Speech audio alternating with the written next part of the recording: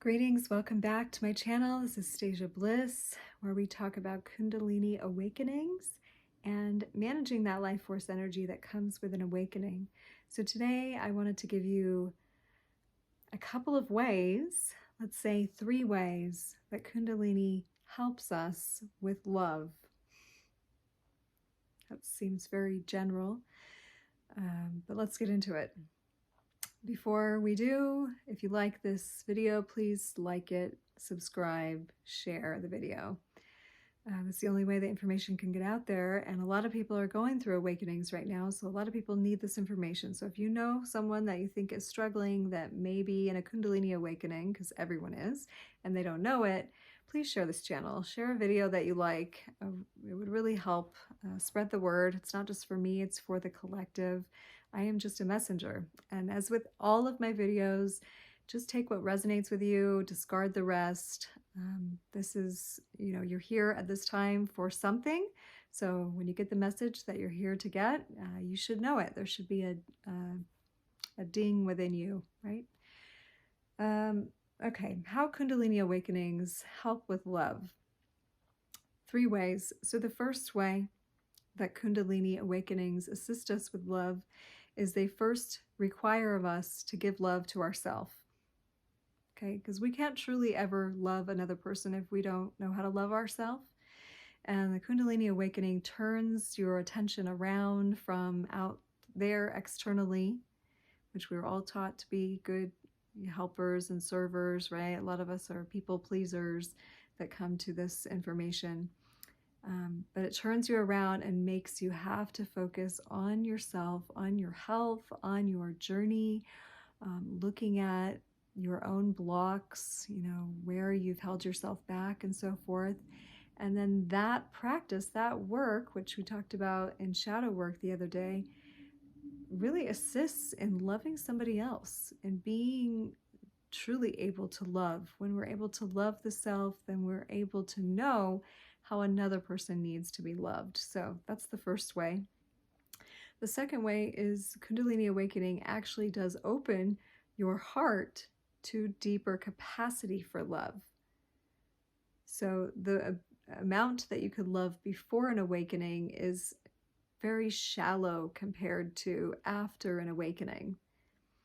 And an awakening journey will include, as I talked about in my Kundalini and Heartbreak video, will include a lot of heartache and heartbreak, because we get attached to things as humans. We get attached to relationships, to paradigms, ways of being, and paradigm is a way of looking at the world. You hear me say that word a lot, but or you can also call it a belief window, like the way we look in our life. An awakening shatters that. And so in a way, it breaks our heart, because we were attached to the way our life looked before. Even if we didn't think it was great, we still identified with it, right, as being us and our life. So Kundalini awakening shatters that, but that deepens our heart's capacity to love.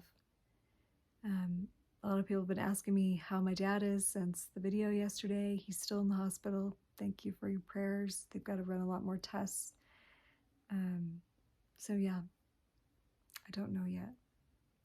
But these are the experiences, the heart experiences, that crack our hearts open so that we can have a deeper capacity for love. And I spoke yesterday in my video, when nothing seems to work or nothing seems to help, like certain things happen because they have to happen. They're pivotal in our awakening journey, and those are sometimes the hardest things. Okay, and then the third way that a Kundalini awakening helps us to love, and these kind of ties 1 and 2 together, I guess, is we recognize what it truly means to be whole. And when we do, and we love all those parts of us, and our heart is open because it was forced open, then we can truly see another person in their wholeness and we can love all the parts of them, including the difficult things they're working through. And we recognize the journey is never over. We never get to a place where we're fully integrated or we're fully healed and now we can be in a healed relationship. I mean, life goes on, right? The awakening continues. You don't go through an awakening and then you're done. Like, there's just like the beginning of, I mean, with puberty, the first maturation, sure, you can say you get through puberty and it's done. Now you're an adult, you're not going through puberty anymore. And in a similar way, you go through an awakening. The hardest parts is the first round. The hardest parts is the initial piercing of those chakras, the shattering of the current belief structure and way that you've lived your life. And now you have to learn a new way. Now we learn the way of the spirit, the spiritual mechanics, the architecture of life that is based on spiritual principles. And so once we learn that, yeah, we may be infantile, we may be toddlers, grade schoolers in our spiritual development, but that development can go on for eternity. We can continue to learn and grow, but it's never going to be as painful as, and maybe I should, instead of relating this as the second puberty, I should call it the rebirth or the second birth, because the hardest part is the birthing of the new you. But that does open you up to real love, true love, divine love, compassionate love, boundless love. And if you aren't able to love in that way your person or your people yet, well, there's still some work to do. It takes a lot of humility to get through some of the blocks that keep us apart from those that we have said we loved. We give a lot of excuses and blame on those situations, and they seem excusable. But when the Kundalini fully does pierce your heart, and by fully, take that with a grain of salt. But when the heart truly melts open, you see everybody for who they are. You see the realness. You see the rawness. You see the suffering. You see the goodness. Okay, and some people are more aligned with that than others. But when we drop into that, our capacity to love becomes endless, becomes deep and vast. And I would never go back. So, these are 3 ways, at least, that the Kundalini awakening will help you to love. And it's not going to be a human love like you knew before this awakening. You're being taught a new way of love, a way that is divine, that is eternal, that is boundless, that is not possessive, that is timeless,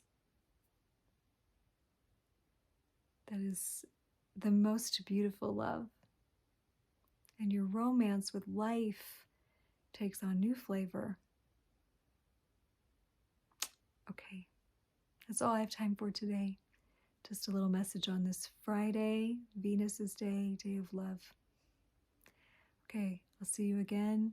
I'll be here one of these weekend days, 6 days a week here, sharing from my heart to support you in your process. I do appreciate you being here so much. I love you. And if you would like to have personal support, the information is below. Otherwise, I'll see you next time. Namaste, and I love you.